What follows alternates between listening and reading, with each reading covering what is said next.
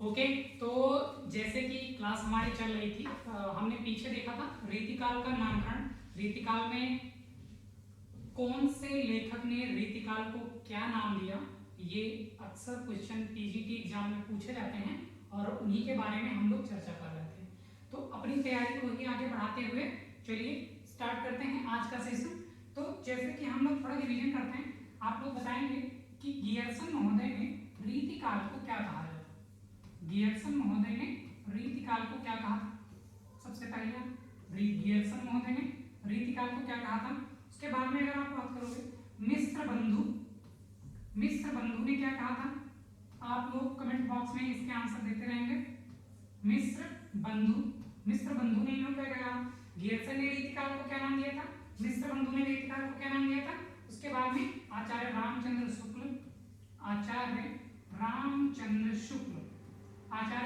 शुक्ल ने क्या नाम दिया रीतिकाल को, आचार्य रामचंद्र शुक्ल जी ने क्या नाम दिया था।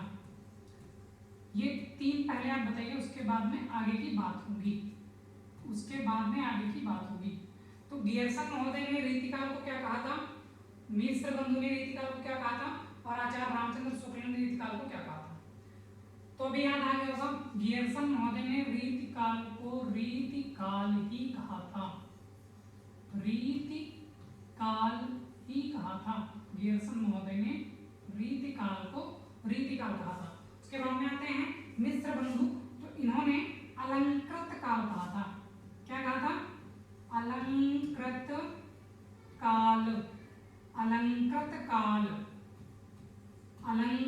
काल। मिस्र बंधु ने अलंकृत काल कहा था, गियर्सन महोदय ने रीतिकाल कहा था। ऐसे ही रामचंद्र शुक्ल जी ने भी रीतिकाल को रीतिकाल नाम दिया था। तो अभी आपसे मैंने जैसे कब बताया था कि गियर्सन महोदय और आचार्य रामचंद्र शुक्ल जी ने ये रीतिकाल को रीतिकाल का ही नाम देने का काम किए थे। इसके बाद में आता है विश्वनाथ प्रसाद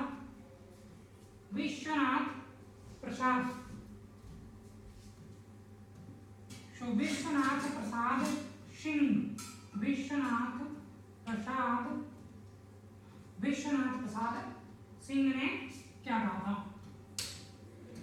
विश्वनाथ प्रसाद सिंह ने रीतिकाल को श्रृंगार काल कहा था।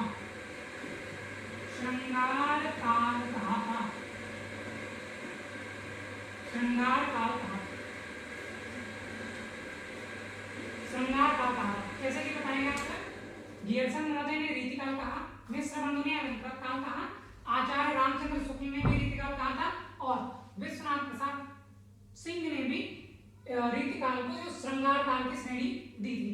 अब हम एक बार क्विक रिवीजन कर लेते हैं इसका। सबसे पहले आपने देखा है रीतिकाल, इसके पहले आपने भक्ति काल का भी रिवीजन कर लिया कि भक्ति काल में किस लेखक ने भक्ति काल को कौन सा नाम दिया था। ऐसे ही रीतिकाल में आप देख रहे हो, तो रीतिकाल में देखा आपने गियर्सन महोदय ने रीतिकाल कहा था। उसके बाद में मिस्र बंधु ने अलंकृत काल कहा। रामचंद्र शुक्ल महोदय ने क्या कहा है, रामचंद्र शुक्ल महोदय ने रीतिकाल की श्रेणी दी है।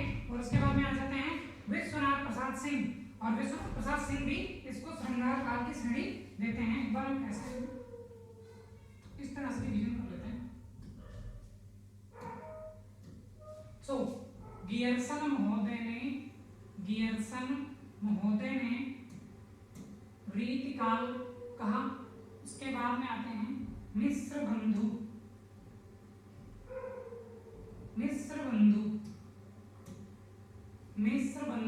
मिस्र बंधु ने अलंकृत काल कहा है। ऐसे ही आचार्य रामचंद्र शुक्ल ने भी रीतिकाल कहा था। फिर उसके बाद में विश्वनाथ प्रसाद सिंह ने श्रृंगार काल कहा था। यही चार चीजें तक पढ़ी गई थी कि गियर्सन ने रीतिकाल को रीतिकाल की श्रेणी दी, आचार्य रामचंद्र शुक्ल ने भी यही कहा था, मिस्र बंधु ने इसको अलंकृत काल की श्रेणी दी थी और विश्वनाथ प्रसाद सिंह ने इसको श्रृंगार काल कहा था। उसके बाद में आता है हजारी प्रसाद द्विवेदी। तो हजारी प्रसाद द्विवेदी जी ने क्या कहा था, हजारी प्रसाद द्विवेदी जी ने रीतिकाल को कहा था। आप इनका अगर भक्ति काल को इन्होंने क्या कहा था वो याद होगा तो रीतिकाल का ही बता देंगे। भक्ति काल को इन्होंने, और जो रीतिकाल रीतिकाल है, रीतिकाल को इन्होंने क्या कहा था? उत्तर मध्यकाल। क्या कहा था? उत्तर मध्य काल। उत्तर मध्य काल। अब आप लोग कमेंट बॉक्स में ये बताइए कि हजारी प्रसाद द्विवेदी जी ने भक्ति काल को क्या नाम दिया था? इसी से मिलता जुलता है, ठीक है। तो यहाँ पर हम ये देखेंगे हजारी प्रसाद द्विवेदी जी ने इसको उत्तर मध्य काल की श्रेणी में रखा था। उसके बाद में आते हैं गणपत चंद्र गुप्त। गणपति चंद्र गुप्त। तो गणपति चंद्र गुप्त महोदय ने इन्होंने क्या कहा था?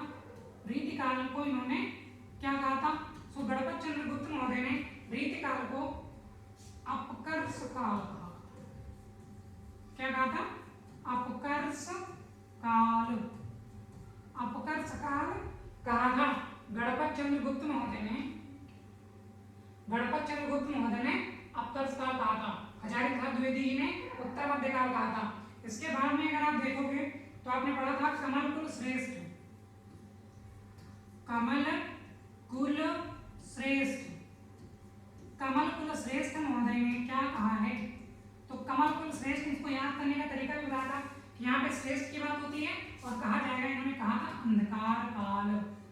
अंधकार काल। अंधकार काल।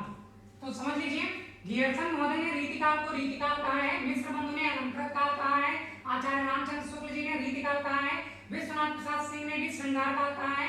हजारी प्रसाद द्विवेदी जी जब बात आएगी तो हजारी प्रसाद द्विवेदी जी ने रीतिकाल को उत्तर मध्य काल कहा है। रीतिकाल को उत्तर मध्य काल कहा है। उसके बाद में जब बात करेंगे गणपत चंद्र गुप्त महोदय की, तो गणपत चंद्र गुप्त महोदय रीतिकाल को अपकर्ष काल बोलेंगे। कमल कुल श्रेष्ठ की बात आएगी तो कमल कुल श्रेष्ठ महोदय जो होंगे ये अंधकार काल बोलेंगे। ये क्या बोलेंगे? अंधकार काल। अंधकार काल। तो ये हो गया हमारा जो पुराना रिवीजन चला था उसके बारे में हम लोग बात कर रहे थे। ये सारी चीजें मैंने पिछली क्लास में डिस्कस कर ली थी। चलिए अब इसके आगे की क्लास को इसी तारतम्यता के साथ में आगे बढ़ाते हैं। तो अब हम देखेंगे आधुनिक काल का नामकरण। क्या हम देखेंगे? आधुनिक काल का नामकरण। अब आधुनिक काल के नामकरण में जब भी बात आएगी तो आपको सबसे पहले समय सीमा इसकी पता होनी चाहिए। समय सीमा पता होनी चाहिए। अच्छा, आप लोग एक बात बताइए कमेंट बॉक्स में, जैसे जैसे हम लोग सीरीज को आगे बढ़ा रहे हैं, क्या आप लोगों ने शिल्पी पब्लिकेशन का जो पुराना पेपर का आता है कंपाइलेशन, तो क्या वो कंपाइलेशन आपने खरीद लिया कि नहीं, जिसमें पेपर कंपाइल रहता है सारे पुराने पेपर? और अगर खरीद लिया है तो क्या सच बताइए, जैसे जैसे पॉइंट मैंने यहाँ पे बताए हैं, क्या ठीक उसी रूप में आपको प्रश्न मिल रहे हैं कि नहीं मिल रहे? बिल्कुल ठीक उसी रूप में प्रश्न मिल रहे हैं कि नहीं मिल रहे? अगर मिल रहे हैं तो यहाँ पे जरूर यस करके जाइए, क्योंकि एक जो मिथक बना हुआ है कि टीजीटी की तैयारी के लिए 2 साल चाहिए, 1.5 साल चाहिए, 1 साल चाहिए, नहीं चाहिए। टीजीटी की तैयारी भी 3-4 महीने में, 4 महीने में, 5 महीने में हो सकती है। डिपेंड करता है कि आप किस लेवल की मेहनत के लिए तैयार हो। अगर आप कंटिन्यूटी के साथ में एक क्लास डेली जैसे मैं करा रहा हूं वो भी करते रहेंगे, विद इन 3 मंथ्स आपका सिलेबस कंप्लीट हो जाएगा। विद इन 3 मंथ्स, ठीक है। आगे हम क्लासेस को बढ़ाएंगे, बट अगर आप मेरे साथ साथ ये सब तैयार करते रहोगे, सिलेबस आपका 3 महीने के अंदर खत्म हो जाएगा। 3 महीने का सिलेबस खत्म हो जाएगा, मैं क्लासेस बढ़ा दूंगा, उसमें कोई इशू नहीं है। तो अब हम देखेंगे आधुनिक काल का नामकरण। तो आधुनिक काल के नामकरण में जैसे बात आती है, तो जैसे आपने पीछे देखा था भक्ति काल के नामकरण के बारे में बात हुई थी। उसके बाद में अब आता है आधुनिक काल। अब इस आधुनिक काल के बारे में, आधुनिक काल का नामकरण, आधुनिक काल का नामकरण। अब आधुनिक काल के नामकरण को जब देखेंगे हम लोग, तो जैसे हम देख रहे थे उसमें क्या नाम होते हैं, कौन नाम दे रहा था, ऐसे ही ठीक इसी रूप में इसमें हमें देखना पड़ेगा। तो जैसे जिन लेखकों के बारे में हमने वहां पे अध्ययन किया था, लेखक सेम रहेंगे, जैसे कि मिश्र बंधु,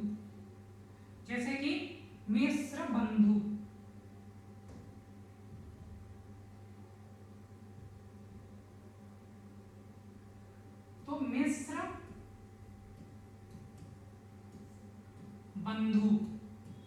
बंधु ने क्या कहा था? अब मिश्र बंधु ने क्या कहा ये आपको बताना है।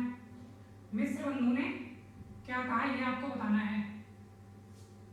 मिश्र बंधु ने क्या कहा ये बताना है, मिश्र बंधु। उसके बाद में आएंगे आचार्य रामचंद्र शुक्ल, आचार्य रामचंद्र शुक्ल, आचार्य रामचंद्र शुक्ल, आचार्य रामचंद्र शुक्ल जी ने क्या कहा है ये आपको बताना है कि आधुनिक काल का नामकरण करते समय मिश्र बंधु जी ने आधुनिक काल को किस नाम से संबोधित किया है, आचार्य रामचंद्र शुक्ल जी ने किस नाम से संबोधित किया है। और उसके साथ में आता है हजारी प्रसाद द्विवेदी, हजारी प्रसाद द्विवेदी, हजारी प्रसाद द्विवेदी जी ने किस नाम से संबोधित किया है आधुनिक काल को, हजारी प्रसाद द्विवेदी जी ने।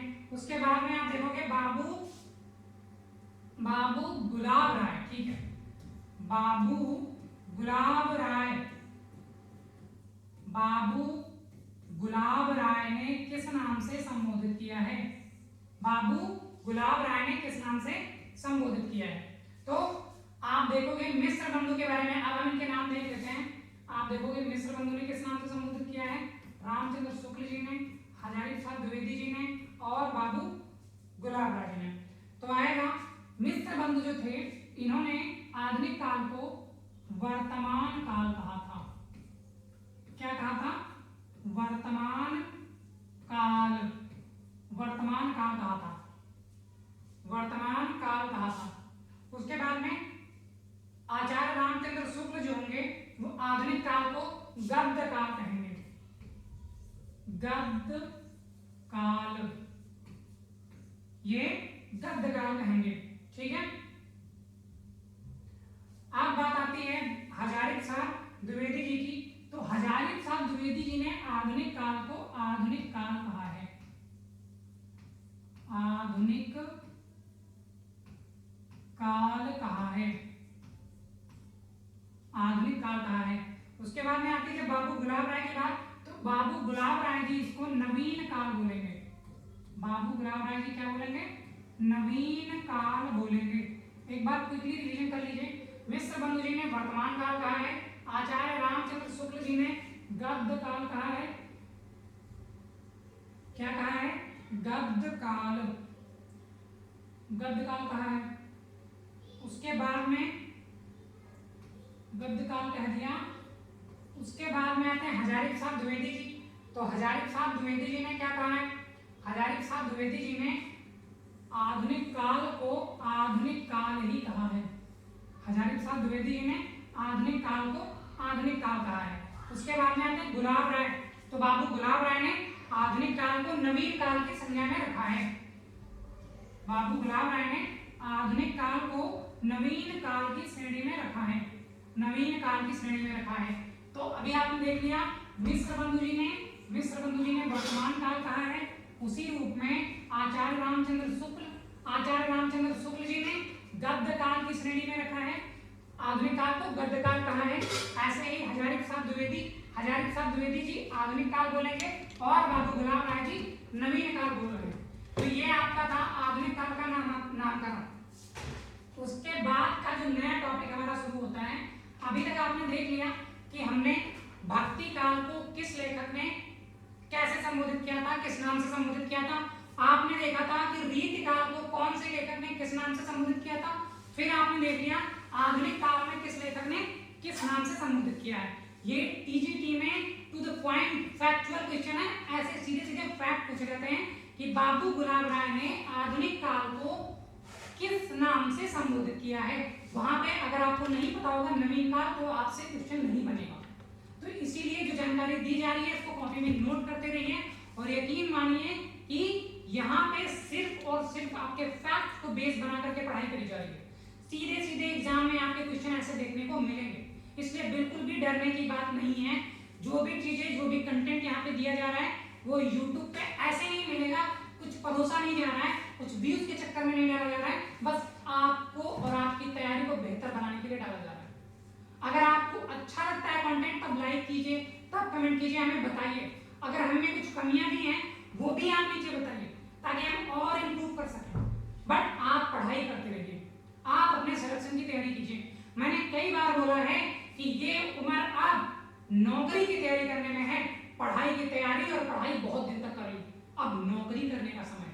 तो इसलिए अब वो पढ़िए जो नौकरी में मिलेगा। ज्ञान बाद में ले लेंगे, फालतू की चीजें बाद में सीख लेंगे, अभी हम वो सीखेंगे जो हमारे एग्जाम में आ रहा है। और मैं इसी चीज को बेस बनाते हुए सिर्फ एग्जाम ओरिएंटेड पढ़ाई, एग्जाम ओरिएंटेड कंटेंट ही यहाँ पे दे रहा हूँ। अब आते हैं इसके आगे, जैसा मैंने कहा, अब आती हैं बातें भक्ति काल का प्रथम कवि को लेकर के। भक्ति काल का हेडिंग डाल दीजिए, भक्ति काल का प्रथम कवि। तो भक्ति काल के प्रथम कवि के बारे में जब जानकारी करनी हो आपको, तो इसमें क्वेश्चन कैसे बनता है? क्वेश्चन इसमें बनेगा कि शिव सिंह सेंगर महोदय ने भक्ति काल का प्रथम कवि किसे माना है, या भक्ति काल के प्रथम कवि के रूप में किसे स्वीकार किया है। सीधे सीधे एग्जाम में क्वेश्चन ऐसा पूछा जाएगा, इसलिए ये हेडिंग बनाने के बाद में हम सभी लेखकों के जिन्होंने भक्ति काल का प्रथम कवि किसको माना है, ऐसी जानकारी को एक साथ में कंबाइन करने का हम लोग काम करने वाले हैं। तो सबसे पहला नाम वही डाल दीजिए जो भी दिया गया था, जो कि है शिव सिंह सेंगर। शिव सिंह सेंगर, शिव सिंह सेंगर, शिव सिंह सेंगर। ठीक है, अब शिव सिंह सेंगर महोदय ने भक्ति काल को क्या कहा था, ये आपको ध्यान रखना है। तो शिव सिंह सेंगर महोदय ने भक्ति काल का प्रथम कवि किसे माना था, तो इन्होंने पुष्य या पुण्य, नाम याद रखेंगे, पुष्य या पुण्य, पुष्य या पुण्य को भक्ति काल का प्रथम कवि माना है। और ये 6वीं शताब्दी के थे, ये 6वीं शताब्दी के कवि थे। 6वीं शताब्दी, शताब्दी लिख लीजिए, 6वीं शताब्दी। तो शिव सिंह सेंगर महोदय ने पुष्य या पुण्य को भक्ति काल का प्रथम कवि माना है। उसके बाद में आते हैं राहुल सांकृत्यायन। तो लिखेंगे राहुल सांकृत्यायन। राहुल सांकृत्यायन महोदय ने हिंदी भाषा में भक्ति काल का प्रथम कवि किसको स्वीकार किया है, तो इन्होंने सरहपा को किया है, याद रखिएगा, सरहपा को राहुल सांकृत्यायन जी ने भक्ति काल का प्रथम कवि सरहपा को स्वीकार किया है। अब आगे हम लोग पढ़ेंगे, जब हम लोग प्रश्नोत्तरी करेंगे तो क्वेश्चन को पूरी तरह से निचोड़ लेंगे। कैसे? जैसे ही सरहपा नाम आएगा तो सरहपा नाम पर अंडरलाइन हुआ, फिर राहुल सांकृत्यायन ने पहला कवि इनको कहा है, कौन सा, भक्ति काल का, इनकी रचना ये है, इनकी भाषा ये थी, ये किसके दरबार में काम कर रहे थे, या इनके समय के और जो इनके समकालीन लेखक थे या कवि थे वो कौन कौन से थे, सारा कुछ करेंगे। बट वो करेंगे हम लोग प्रश्नोत्तरी श्रृंखला में, जो कि अभी जैसे ही हमारा इतिहास खत्म होता है प्रश्नोत्तरी श्रृंखला चालू हो जाएगी। आप देखेंगे कि एक एक क्वेश्चन में आपको उतना कंटेंट मिलेगा कि एक क्वेश्चन से 10 क्वेश्चन आपके तैयार होंगे, एक क्वेश्चन से 10 क्वेश्चन। अगर शिव सिंह सेंगर का नाम आएगा तो इनकी मेन इंपॉर्टेंट रचनाएं कौन सी हैं, इन्होंने किस भाषा में लिखा था, ये रहने वाले कहाँ के थे, जीवन परिचय कौन था, पूरा का पूरा निचोड़ आ जाएगा, जहां पर भी जो भी लेखन मिल जाएगा। फिलहाल के लिए राहुल सांकृत्यायन ने सरहपा को पहला कवि माना है। उसके बाद में आते हैं डॉक्टर रामकुमार वर्मा। डॉक्टर रामकुमार वर्मा, तो डॉक्टर रामकुमार वर्मा ने भक्ति काल का प्रथम कवि स्वयंभू को माना है। स्वयंभू को माना है, भक्ति काल का प्रथम कवि स्वयंभू को माना है। किसने?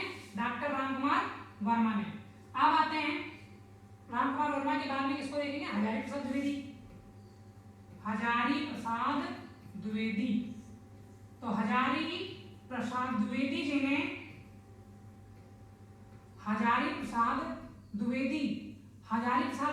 ने जिस तरह से रामकुमार वर्मा ने स्वयंभू को माना था, उसी तरह से हजारी प्रसाद द्विवेदी जी ने अब्दुल रहमान को माना है। अब्दुल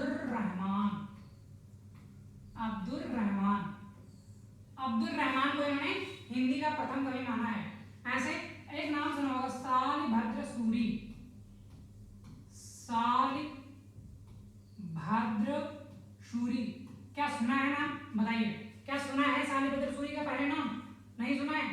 इनको भी भक्ति काल का प्रथम कवि के रूप में स्वीकार किया जाता है। और इनको किसने स्वीकार किया? गणपत चंद्र गुप्त जी ने। गणपति चंद्र गुप्त ने, याद रखिए गणपति चंद्र गुप्त। तो गणपति चंद्र गुप्त जी ने सारभद्र सूरी को हिंदी का प्रथम कवि, हिंदी भक्ति काल का प्रथम कवि स्वीकार किया है। ये सॉरी, आदिकाल का प्रथम कवि। आदिकाल के प्रथम कवि के बारे में बात चल रही थी, मैंने गलती से भक्ति काल लिख दिया, मैं सही कर दे रहा हूँ, मेरी मिस्टेक थी है। आदिकाल का प्रथम कवि, आगे बढ़ेंगे। आदिकाल का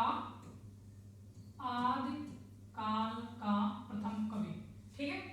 तो आदिकाल के प्रथम कवि में आपने सबसे पहले, जैसे उसमें चल रही थी, ये मेरी छोटी सी मिस्टेक थी, आप लोग उम्मीद है देख लेंगे। जैसे कि हमने पहले क्या पढ़ा था? आदिकाल, उसके बाद में हमने क्या पढ़ा? भक्ति काल, फिर रीति काल, फिर आधुनिक काल। ऐसे ही इसमें हम लोग देख रहे हैं कि आदिकाल में सबसे पहले किस कवि को माना जाता है कि आदिकाल का पहला कवि किसको माना है, ये हमने देखा। अब हम रीति काल में भी देख लेंगे, ऐसे ही आधुनिक काल में देख लेंगे, भक्ति काल में देखेंगे, ठीक है। तो ये गणपत चंद्र गुप्त ने सारभद्र सूरी को माना है, सारभद्र सूरी को माना है। उसके बाद में आप बात करोगे गियर्सन की, गियर्सन महोदय की। तो गियर्सन महोदय जी ने आदिकाल का प्रथम कवि चंद्रबरदाई को माना है, चंद्रबरदाई को माना है, चंद्रबरदाई को माना है। तो शिव सिंह सेंगर महोदय ने पुष्य या पुण्य 6वीं शताब्दी में, राहुल सांप्रदायन ने सरापा को माना है, डॉक्टर रामकुमार वर्मा ने स्वयंभू को माना है, हजारी प्रसाद द्विवेदी जी ने अब्दुल रहमान को माना है, गणपत चंद्र गुप्त ने सारभद्र सूरी को माना है। इतना शायद क्लियर हो गया होगा, इतना क्लियर हो गया होगा। अब जैसे हम क्या बात करते हैं, सबसे पहले देखिए शिव सिंह सेंगर महोदय ने किसको मान लिया? पुष्य या पुण्य को। राहुल सांप्रदायन ने सरापा को, रामकुमार वर्मा ने स्वयंभू को, हजारी प्रसाद द्विवेदी जी ने अब्दुल रहमान को, गणपत चंद्र गुप्त ने सारभद्र सूरी को, और गियर्सन ने किसको माना है? तो चंद्रबरदाई। ये याद हो गया, चंद्रबरदाई। ये आपके थे मेन जिन्होंने क्या किया था, जो प्रमुख लेखक जिन्होंने पहला आदिकाल का पहला कवि किसको किस रूप में स्वीकार किया है, ये बात थी। उसके बाद में बात करते हैं हम प्रथम रचना की। अब आदिकाल के हमने पहले कवि देख लिया, पहले कवि किसको माना है और किसने माना है। अब आदिकाल की प्रथम रचना हेडिंग डालेंगे आप लोग, आदिकाल की प्रथम रचना। तो डालेंगे हेडिंग आदिकाल की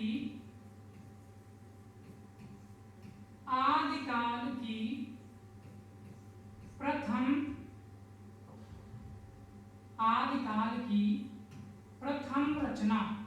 तो आदिकाल की प्रथम रचना के बारे में जो बात करेंगे तो हम देखेंगे कि आदिकाल की प्रथम रचना कौन सी है और उस रचना को किसने स्वीकार किया है कि यही हमारी आदिकाल की प्रथम रचना है।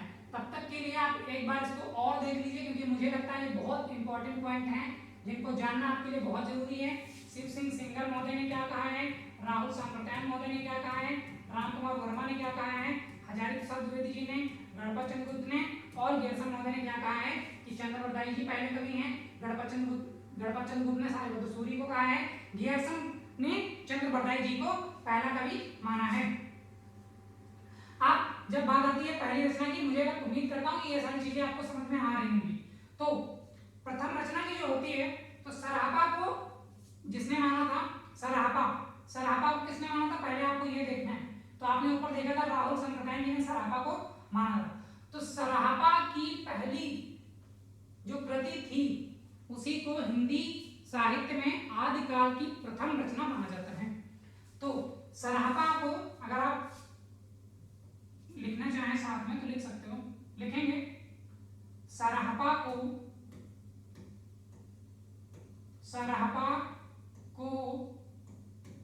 हिंदी साहित्य का प्रथम कवि स्वीकार किया जाता है, या सरापा को हिंदी का प्रथम कवि माना जाता है। अगर आपसे एग्जाम में डायरेक्ट क्वेश्चन ऐसे दे दे जनरल, तो जनरल क्वेश्चन का आंसर भी जनरल होगा और उसका आंसर सरापा हो जाएगा। प्रथम कवि माना जाता है।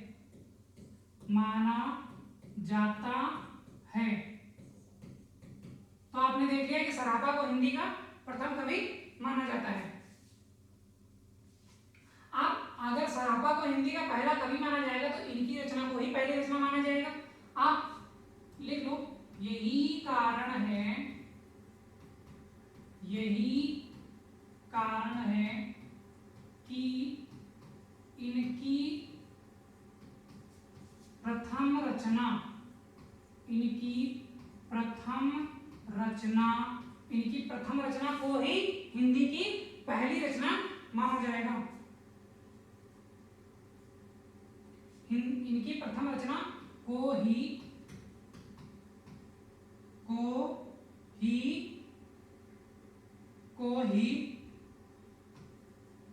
हिंदी की प्रथम रचना माना जाता है, को ही हिंदी की प्रथम रचना माना जाता है, हिंदी की प्रथम रचना माना जाता है, प्रथम रचना माना जाता है।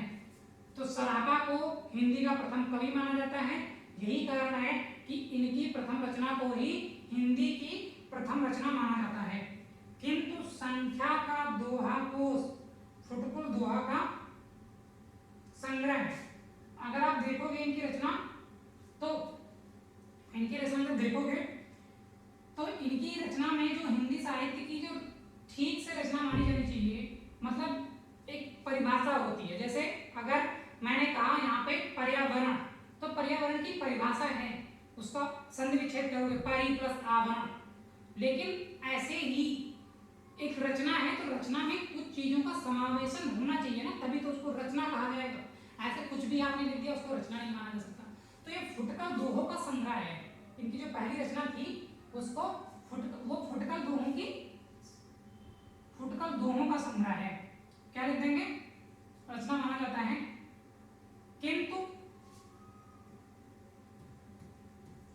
किंतु यह फुटकल दोहों का संग्रह है, फुटकल दोहों का संग्रह है, फुटकल दोहों का संग्रह है, किंतु यहाँ फुटकल दोहों का संग्रह है, अतः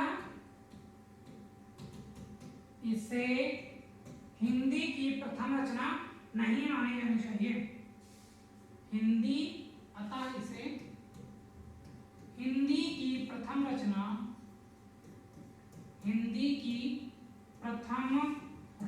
नहीं माना जाना चाहिए, रचना नहीं माना जाना चाहिए। अब आपने देख लिया कि इनको सरापा को हिंदी का प्रथम कवि माना जाता है, यही कारण इनकी प्रथम रचना को ही हिंदी की प्रथम रचना मान लिया जाता है। किंतु यह फुटकल दोहों का संग्रह है, अतः इसे हिंदी की पहली रचना नहीं माना जाना चाहिए। तो किसको माना जाना चाहिए? अब यहाँ से आपके टॉपिक को ठीक से शुरुआत होती है। अगर नहीं माना जाना चाहिए तो किसको माना जाना चाहिए और उसका आधार क्या है? तो आप लिख दोगे देवसेन कृत, ये इंपॉर्टेंट पॉइंट है, देवसेन कृत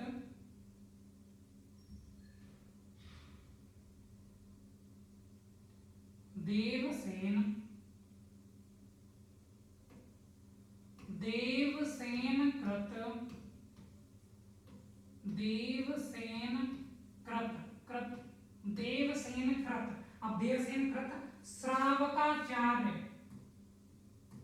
क्या लिख देंगे? श्रावकाचार्य, देवसेन कृत श्रावकाचार्य को हिंदी की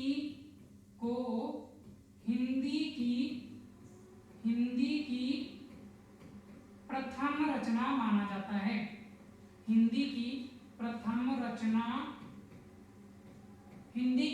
रचना माना जाता है, प्रथम रचना माना जाता है। तो अब आप समझ लीजिए देवसेन कृत श्रावकाचार्य को हिंदी की प्रथम रचना माना जाता है। आपने देखा इसके पहले जो भी देखा मैं उसको समराइज कर दे रहा हूँ। तो उसको कैसे समराइज करते समय हम देखेंगे कि सरापा को हिंदी का पहला कवि माना जाता है, जनरली सरापा को माना जाएगा। अब तो इनकी पहली रचना को ही हिंदी की पहली रचना मानी चाहिए। बट ये कोई रचना नहीं है, ये फुटकल दोहों का संग्रह है। अब फुटकल दोहों के संग्रह को कैसे आप रचना का रूप दे दोगे? तो इसीलिए अगर ठीक रूप में देखा जाए तो देवसेनकृत जो हिंदी देवसेनकृत जो श्रावकाचार है, देवसेनकृत जो श्रावकाचार है, देवसेनकृत श्रावकाचार, ये श्रावकाचार इसी को हिंदी की प्रथम रचना माना जाता है, प्रथम रचना माना जाता है। ठीक है, ये है पॉइंट आपका कि देवसेनकृत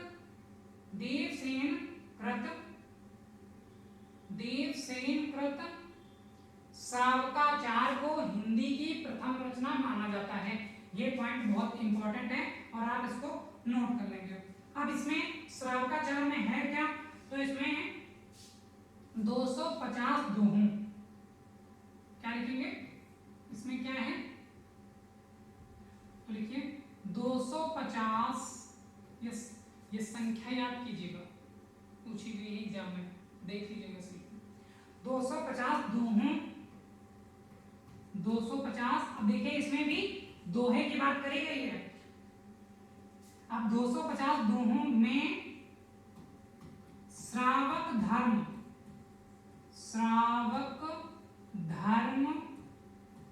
का विवरण, श्रावक धर्म का विवरण। तो इसमें 250 दोहों में श्रावक धर्म का विवरण मिलता है देखने को। तो देवसेनकृत श्रावकाचार को हिंदी की पहली रचना माना जाता है और इसमें क्या है? 250 दोहों में श्रावक धर्म का विवरण इसमें है। इसके आगे अगर आप देखोगे तो आदिकाल के बारे में बात करोगे। अब जैसे हमने देख लिया बहुत सारी चीजें, हमने भक्तिकाल देखा, हमने आदिकाल देखा, फिर हमने रीतिकाल देखा, हमने भक्तिकाल देखा, रीतिकाल देखा और आधुनिक काल देखा। उनको किस लेखक ने किस नाम से संबोधित किया? आदिकाल को, रीतिकाल को, भक्तिकाल को, ये देखा।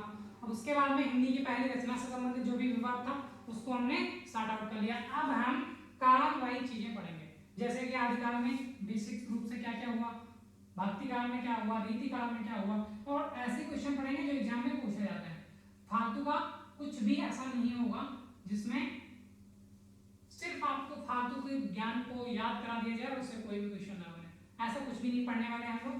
तो अब आप हेडिंग डाल लेंगे बढ़िया से, आदिकाल।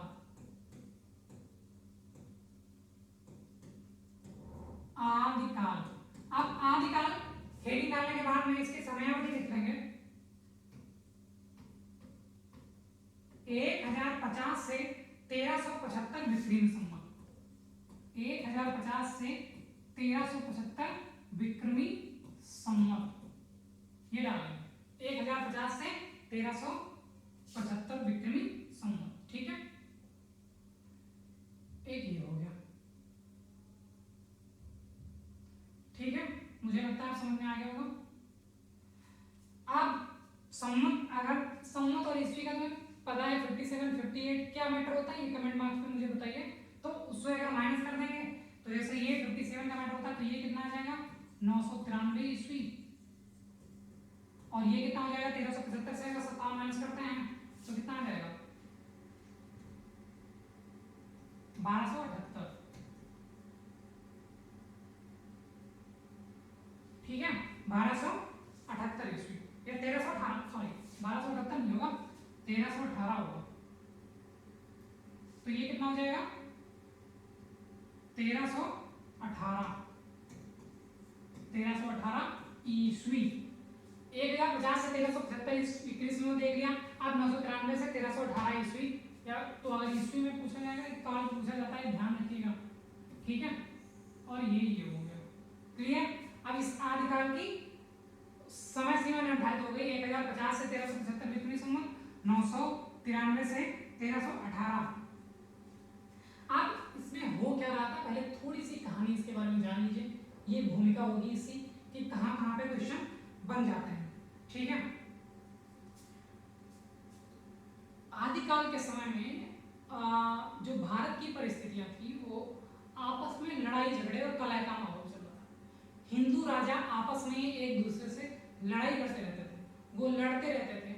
ऐसे ही इस माहौल को ध्यान में रखते हुए रचना करना और उन रचनाओं का प्रकाशन।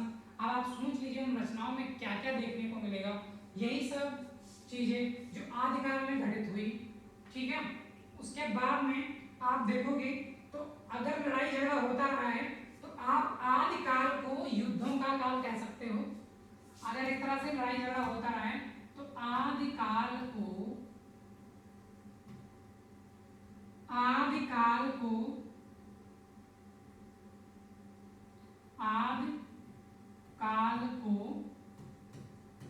युद्धों का काल कहा जाता है। युद्धों का काल कहा जाता है। युद्धों का काल कहा जाता है। युद्धों का काल कहा जाता है। आदिकाल को युद्धों का काल कहा जाता है। अब आपने ये देख लिया आपने कि आदिकाल को युद्धों का काल कहा जाता है। तो आप सोचिए जो भी दरबारी कवि होते थे वो राजा के पक्ष में ही रचना कर सकते थे। अगर राजा के पक्ष में रचना नहीं होती थी तो उनको तरह तरह के दंड देने का प्रावधान था, उनको वो सम्मान नहीं मिलता जो राजा की रचनाएं करने का मिलता था। तो इसीलिए लोगों ने क्या क्या था, धार्मिक ग्रंथ लिखे थे और राजा की भूमिका वाले ग्रंथ लिखे गए थे। तो मुख्य रूप से धार्मिक ग्रंथ लिखे गए। अब यहाँ से एक हेडिंग ऐसे डालेंगे, धार्मिक ग्रंथ लिखे गए, बस इतना लिख लेंगे, याद रहेगा। ये जब 3-4 विकल्प देता है और विकल्प में पूछ लेता है इनमें से कौन सा नहीं सही है तो ये चीज ध्यान रखेंगे। धार्मिक ग्रंथ लिखे गए, धार्मिक ग्रंथ लिखे गए, बस ऐसे ही नेम कर देंगे, ठीक है। अब आएगा आदिकाल का विभाजन। अब क्या आ जाएगा, अब आएगा आदिकाल का विभाजन। तो हम देखेंगे आदिकाल को कितने भागों में विभाजित किया गया। कोई बता सकता है कि 3 भागों में विभाजित किया गया था? देखो मैं ही बता रहा हूँ, आदिकाल को 3 भागों में विभाजित किया गया था। आपको बताओ नीचे कमेंट बॉक्स में कितने भागों में विभाजित किया गया था?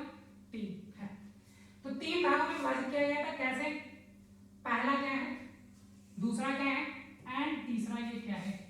तो जो पहला भाग होगा आदिकाल का विभाजन, मैंने कहा है 3 भागों में किया गया था। जो पहला होगा इसको रासो ग्रंथ बोलेंगे, रासो ग्रंथ, रासो ग्रंथ। और आदिकाल साहित्य है, यहाँ पे ये ध्यान रखना, आदिकाल साहित्य का विभाजन हो रहा है। यहाँ पे ये भी देखो का विभाजन, आदिकाल साहित्य का विभाजन, ठीक है। दूसरा जाता है धार्मिक ग्रंथ, धार्मिक ग्रंथ। और तीसरा आएगा स्वतंत्र साहित्य, स्वतंत्र साहित्य। तो रासो ग्रंथ हो गए, धार्मिक ग्रंथ हो गया, स्वतंत्र साहित्य हो गया। अब आप देखोगे रासो ग्रंथ में, रासो ग्रंथ में क्या लिखा जाता था? तो रासो ग्रंथ में युद्धों का इतिहास लिखा जाता था, युद्धों का इतिहास। इसमें क्या लिखा जाएगा?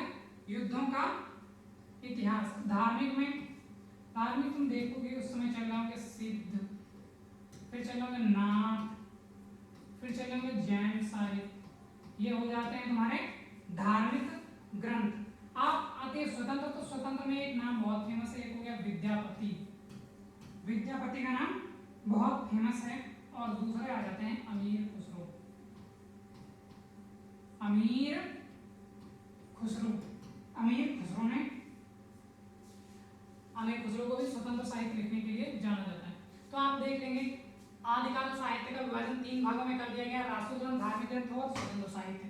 तो रासो ग्रंथ में युद्धों का इतिहास मिलता है। अब ये क्वेश्चन पूछा जाता है एग्जाम में कि रासो ग्रंथ में क्या देखने को मिलता है, तो आप बोलोगे कि रासो ग्रंथ में युद्धों का इतिहास देखने को मिलता है, रासो ग्रंथ में युद्धों का इतिहास देखने को मिलता है। उसके बाद में धार्मिक ग्रंथों में कौन कौन से धर्म का? तो सिद्धनाथ जैन। अब ये आपके विकल्प जो 4 दिए होंगे तो निम्नलिखित में से कौन सा गलत है, ऐसे करके क्वेश्चन दिए जाते हैं। स्वतंत्र साहित्य में, स्वतंत्र साहित्य में आप देखोगे अमीर खुसरो और विद्यापति, अमीर खुसरो और विद्यापति के बारे में बात करोगे। उसके बाद में अब हम देखेंगे तो राष्ट्र साहित्य को क्या कहा जाएगा, युद्धों का इतिहास। युद्धों का इतिहास मतलब क्या हुआ कि इसमें युद्धों का वर्णन किया जाता था। अब युद्धों का वर्णन अच्छा कैसे करेंगे ये बताओ। जब मैंने कहा जिस राजा का जो दरबारी कवि होगा वो उस राजा के विपरीत बातें लिखने के लिए कैसे हिम्मत जुटा पाएगा, क्योंकि उसका तो जीवनचर्या, उसका तो पूरा लालन पालन राजा के बलबूते हो रहा है। तो इसीलिए आदिकाल के, ये पॉइंट लिख लीजिए, ये शब्द आपने सुना होगा, शायद मतलब ना पता होगा आपको, शब्द आपने सुना होगा मतलब नहीं पता होगा आपको। देखो कैसे, देखो कैसे, तो आदिकाल, आदिकाल के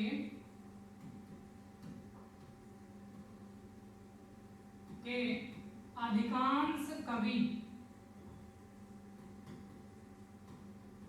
अधिकांश कवि चारण कवि कहलाए थे। चारण कवि कहलाते थे। चारण कवि कहलाते थे। आदिकाल के अधिकांश कवि चारण कवि कहलाते थे और ऐसा इतिहास चारण साहित्य, और ऐसा इतिहास क्या कहलाएगा, चारण साहित्य। तो आपने देख लिया कि आदिकाल साहित्य का विभाजन 3 भागों में हो गया।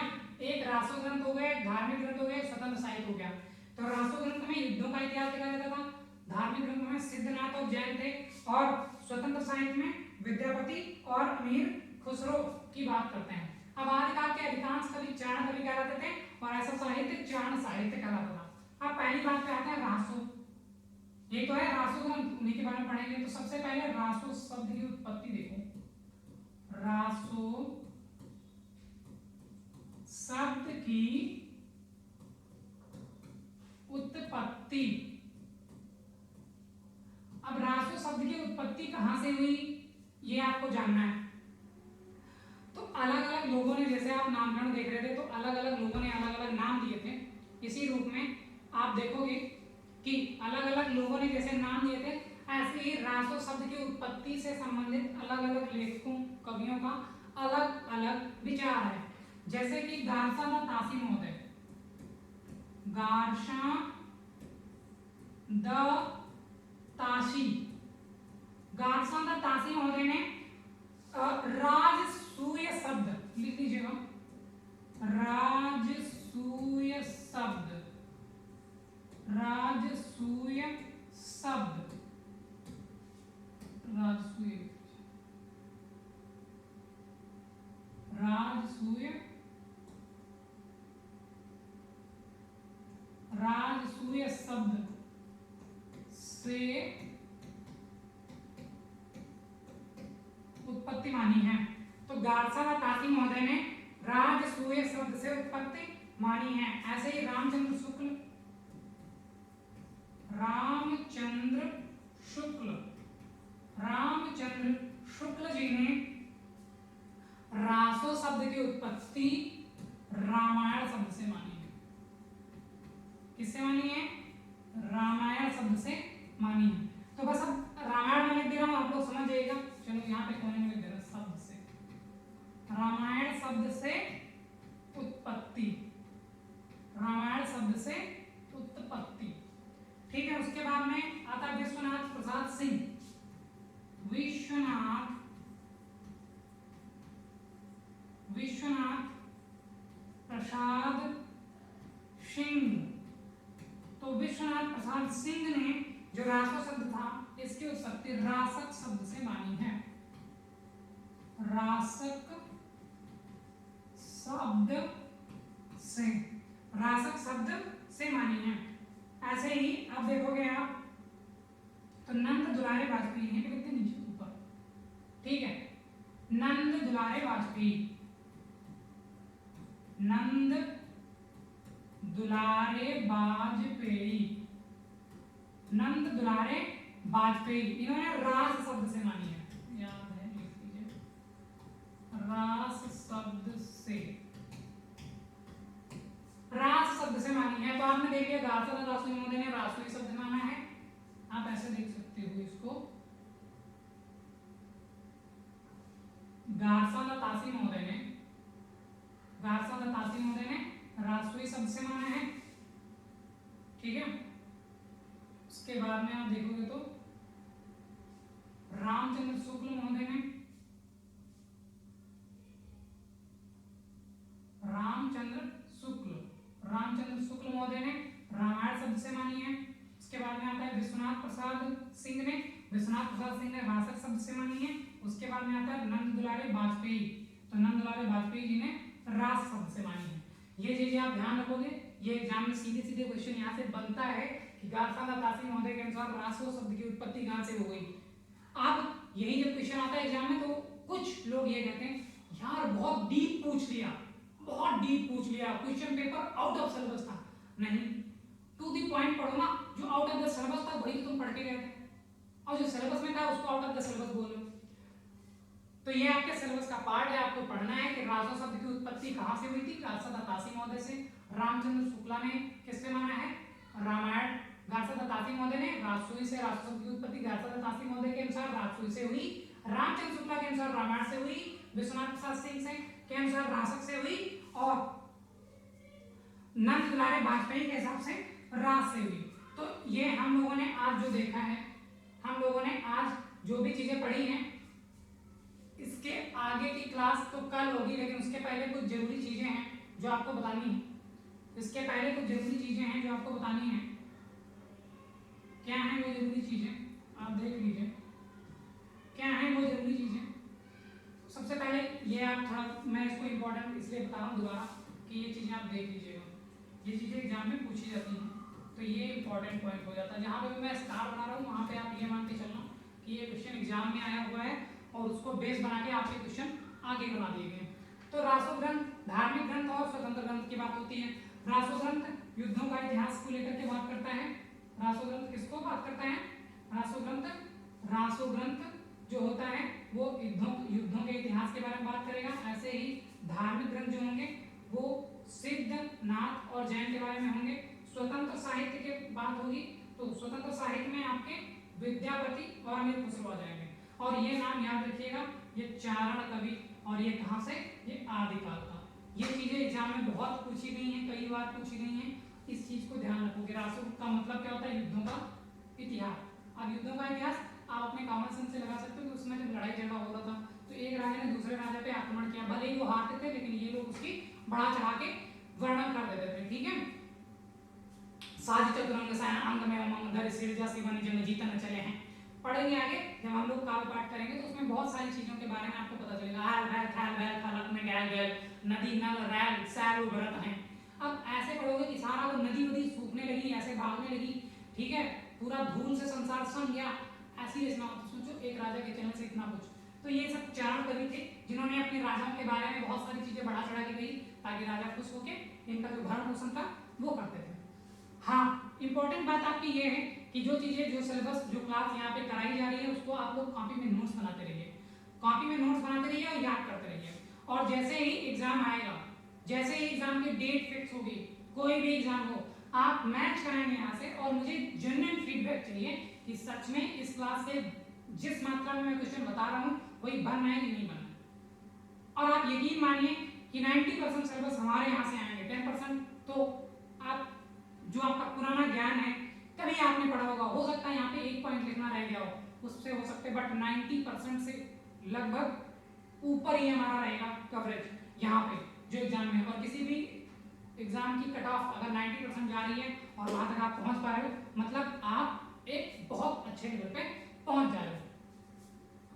तो आदिकाल का ये साहित्य हमने देख लिया। अब हमने देख लिया था, देखो हमने शुरुआत करी थी कि हिंदी साहित्य की उत्पत्ति, हिंदी साहित्य का लेखन कैसे हुआ, सबसे पहले किसने लिखा था, उसके बाद में किसने लिखा था। गार्सादा तासी पहले लिखे थे, फिर आप देखोगे जॉर्ज गियर्सन आ गए थे, फिर रामकुमार वर्मा, धीरेन्द्र वर्मा, ये सारी चीजें हम देखते देखते नामकरण हमने देख लिया। अगर आपने वो सब नहीं देखा है तो मैं लिंक दे दूंगा, यहाँ बटन जो आई बटन होती है उस पर दे दूंगा या फिर कमेंट बॉक्स में दे दूंगा या फिर कमेंट में पिन कर दूंगा। आप वो तीनों लेक्चर देख लीजिएगा, उसके बाद में ही ये क्लास समझ में आएगी आपको डीप। और मैं बता दे रहा हूँ जैसे जैसे हम लोग आगे बढ़ रहे हैं हमें जो जुनून जज्बा और बढ़ना चाहिए। डेली क्लास चलेगी आपकी, सिलेबस आपका बहुत जल्दी कंप्लीट होगा, बहुत सारी चीजें साथ में चलेंगी। ये जैसे ही खत्म होता है इसके तुरंत बाद हम लोगों की प्रश्नोत्तरी श्रृंखला चालू हो जाएगी। प्रश्नोत्तरी श्रृंखला में आप देखोगे लिखा जाएगा रासो शब्द का अर्थ है, नीचे डैश डैश डैश डैश आपको टिक करना होगा। फिर मैं इसको चारों बताऊंगा कि रासो का ये अर्थ कहां से निकाला गया, रासो शब्द की उत्पत्ति को यहां से किसने माना है, रासो शब्द का अर्थ रासक से किसने माना है, रासो शब्द की उत्पत्ति रास से किसने मानी है, रामायण से किसने मानी है, ठीक है, रासुई से किसने मानी। एक क्वेश्चन में 10 तरह के क्वेश्चन बनेंगे और सारा सिलेबस आपका रिवाइज हो जाएगा। बस आप मेहनत करते रहिए, जोश जुनून जज्बा बना के रखिए, क्योंकि अब तैयारी नौकरी की करनी है। अब पढ़ाई नहीं, नौकरी की तैयारी का समय है, नौकरी का समय है। तो अब नौकरी कीजिए, पढ़ाई तो बहुत पढ़ ली, अब नौकरी करेंगे, पहले जॉब लेंगे और वही पढ़ाई पढ़ेंगे जो जॉब ओरिएंटेड होगी। अभी ज्ञान साइड में रखेंगे, पहले जॉब लेंगे, उसके बाद में नॉलेज गेन करेंगे, उसके बाद कुछ भी एक्स्ट्रा पढ़ेंगे, टू दी पॉइंट पढ़ते हुए जॉब लेंगे। मैं फिर से रिपीट कर रहा हूं, जॉब लेंगे, पढ़ाई नौकरी की करनी है। पढ़ाई बाकी आउट ऑफ सिलेबस की हम लोग बाद में करेंगे, जितना भी एग्जाम में आ रहा है बस हम वो पढ़ेंगे, टू द पॉइंट पढ़ेंगे, कोई तामझाम नहीं, कोई लाग लपेट नहीं, कुछ भी हमें एक्स्ट्रा नहीं चाहिए, फालतू होना चाहिए। जो एग्जाम में आ रहा है उसको बहुत अच्छे से पढ़ना है बस। और यही किसी भी एग्जाम को निकालने की सच्ची और अच्छी आजमाई हुई प्रमाणित रणनीति है। अगर आप एक देखो, दो तरह की पढ़ाई होती है, इंग्लिश में बोलते हैं एक नॉलेज ओरिएंटेड, एक exam oriented. So if you are interested in knowledge oriented तो ये क्लास आपके लिए बहुत कम हेल्पफुल रहेगी, क्योंकि यहाँ पे मैं वो चीजें लेके चल रहा हूँ जो एग्जाम में पूछी जाएंगी, जो एग्जाम में क्वेश्चन के रूप में आपके सामने दिखेंगी और आप दिमाग क्लिक करेगा कि हाँ ये तो मैंने पढ़ा है, क्योंकि मैं पढ़ा रहा हूँ आपको एग्जाम ओरिएंटेड। अगर एग्जाम में एक क्वेश्चन पूछा गया कि भक्ति काल को इस नाम से किसने संबोधित किया, मैंने वो क्वेश्चन उठा लिया। अब भक्ति काल को जिसने जिसने भी जिस नाम से संबोधित किया है मैंने उसको नोट कर लिया, आपके सामने कुछ इतनी सारी मेहनत हम आपके सामने कर रहे हैं। बस आपसे एक उम्मीद है कि वीडियो को लाइक करें, लोगों को हमारे बारे में बताएं, हम कितनी मेहनत कर रहे हैं और कितनी आगे मेहनत और करने वाले हैं, इसका अभी आप अंदाजा भी नहीं लगा सकते। आपके पीछे कितनी मेहनत लगती है, एक वीडियो रिकॉर्ड करने के लिए कितनी मेहनत लगती है, बहुत। बट हमारी सच्ची गुरु दक्षिणा यही होगी कि आने वाला जो भी एग्जाम है टीजीटी पीजीटी का, वो आपके लिए जिंदगी का आखिरी एग्जाम हो जो नौकरी के लिए भी कर रहे हो। उस एग्जाम में 1% भी आपको घबराहट नहीं होनी चाहिए। उस एग्जाम में कोई भी क्वेश्चन ऐसा नहीं होना चाहिए जो आप ये बोल दो कि ये तो मैंने कभी पढ़ा नहीं, ये तो नया आ गया या ये आउट ऑफ सिलेबस हो गया। बस उस लेवल पे आप अपनी तैयारी को, अपने मेंटल एबिलिटी को उस लेवल पे पहुंचा दीजिए। इस एग्जाम को, जो भी एग्जाम में बैठेंगे, चाहे टीजीटी का हो, पीजीटी का हो, ईएलटी का हो, फोड़ के आएंगे। तैयारी उस मूड में रखिए। अब एग्जाम नहीं देना, अब हर बार फॉर्म नहीं भरना, अब जिंदगी भी जीनी है, उसके लिए तुरंत नौकरी लेनी है। जो भी नौकरी आ रही है, जो भी एग्जाम है, बस यही करेंगे, कुछ नहीं, कोई लाल लपेट नहीं, पढ़ना है बस, इसी को ले लेंगे, उसके आगे जिंदगी जीनी है। कब तक पढ़ेंगे, ये चीज आप अपने दिमाग में रख लीजिए। जो भी एग्जाम आ रहा है उसको ही टारगेट करना है, उसी में नौकरी लेनी है, लग के रहना है, निकालनी है अपनी सीट, छीनना है नौकरी और पढ़ना है एग्जाम ओरिएंटेड। तो आज की क्लास में बस इतना ही, मिलते हैं कल एक नई क्लास में, तब तक के लिए